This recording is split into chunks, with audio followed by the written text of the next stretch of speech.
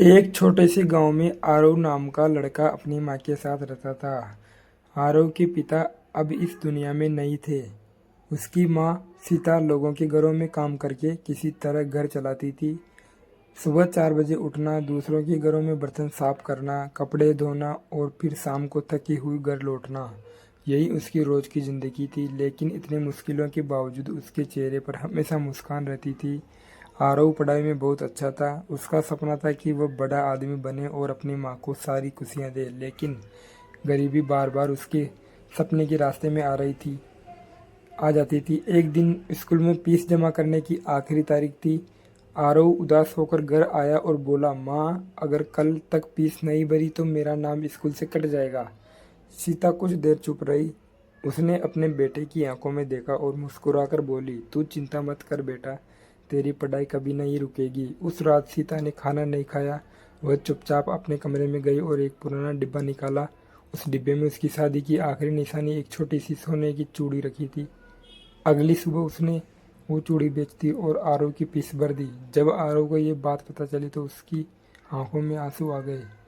उसकी माँ से कहा, माँ, आपने अपने लिए कुछ क्यों नहीं बचाया? सीता मुस्कुराई और बोली, माँ, अपने बच्चों के सपनों से बड़ी कोई चीज़ नहीं हो समझती। वक्त गुजरता गया। आरव ने दिन रात मेहनत की। वो पढ़ लिख कर एक बड़ा अफसर बन गया।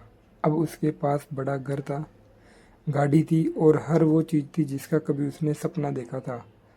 लेकिन उसकी माँ अभी भी पुराने तरीके से ही रहती थी। एक दिन आरव अपनी माँ को शहर के सबसे बड़े शोरूम में ले गया।